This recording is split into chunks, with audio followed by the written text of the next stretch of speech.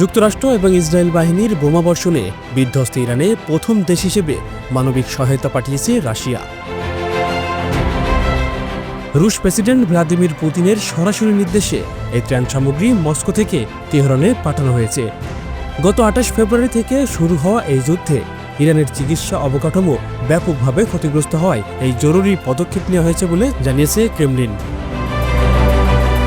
Moscow থেকে পাঠানো এই মানবিক সহায়তার মধ্যে রয়েছে 13 টনেরও বেশি চিকিৎসা সামগ্রী। এর মধ্যে রয়েছে বিভিন্ন জরুরি ওষুধ, আধুনিক চিকিৎসার উপকরণ এবং হাসপাতালের প্রয়োজনীয় সরঞ্জাম। ইরানের জরুরি সংকট মোকাবেলা করার জন্যই মূলত এই বিশাল পরিমাণ চিকিৎসা সরঞ্জাম পাঠানো হয়েছে। রাশিয়ার জরুরি পরিস্থিতি বিষয়ক মন্ত্রণালয় জানিয়েছে, এই ত্রাণ সামগ্রী প্রথমে বিশেষ কার্গো বিমানে করে আজারবাইজানে পাঠানো হয়। এরপর সেখান থেকে স্থলপথে সীমান্ত পার করে সেগুলো ইরানে পৌঁছে দেওয়া হয়েছে। তেহরানে পৌঁছানোর পর এই মালামালগুলো গ্রহণ করেছে ইরানের রেড ক্রিসেন্ট সোসাইটি। ইরান সরকারের পক্ষ থেকে আনুষ্ঠানিক অনুরোধ পাওয়ার পরেই রাশিয়া এই সহায়তা পাঠানোর প্রক্রিয়া শুরু করে। কয়েক সপ্তাহের টানা হামলায় ইরানের বহু হাসপাতাল ও ক্লিনিক ধ্বংস হয়ে গিয়েছে এবং ওষুধ সরবরাহ ব্যবস্থায় টান পড়েছে।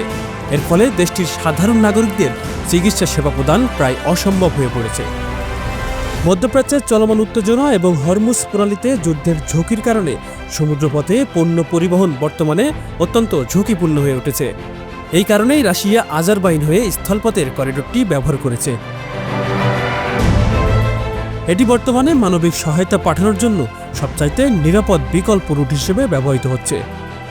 গত 28 ফেব্রুয়ারির সংঘাতে ইরানের সাবেক সর্বোচ্চ নেতা আয়াতুল্লাহ খামেনি নিহত হওয়ার পর দেশটির দায়িত্ব গ্রহণ করেছে তার ছেলে মুস্তফা খামেনি।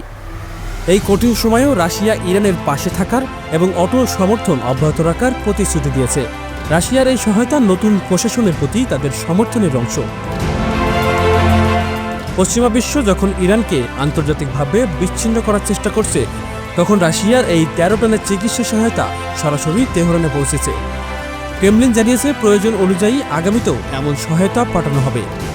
যুদ্ধে আহত বেসামরিক মানুষের সংখ্যা বৃদ্ধি পাওয়ায় ইরানের স্বাস্থ্য বিভাগ বর্তমানে প্রচণ্ড চাপের মুখে রয়েছে। রাশিয়ার পাঠানো এই ওষুধ এবং সরঞ্জামগুলো মূলত যুদ্ধ বিধ্বস্ত হাসপাতালগুলোতে ব্যবহার করা হবে। এই সহায়তার ফলে দেশটির ক্ষতিগ্রস্ত স্বাস্থ্য ব্যবস্থার সাময়িক উন্নতি ঘটবে বলে ধারণা করা হচ্ছে। ইরানের রেড ক্রিসেন্ট সোসাইটি এই মালামালগুলো গ্রহণ করে দ্রুত দেশের বিভিন্ন প্রান্তে বণ্টনের কাজ শুরু করেছে। বিশেষ করে যে এলাকাগুলোতে ইসরায়েলি ও মার্কিন বাহিনীর বোমা হামলা সবচাইতে বেশি হয়েছে, সেখানেই এই ওষুধগুলো প্রাধান্য দেওয়া হবে।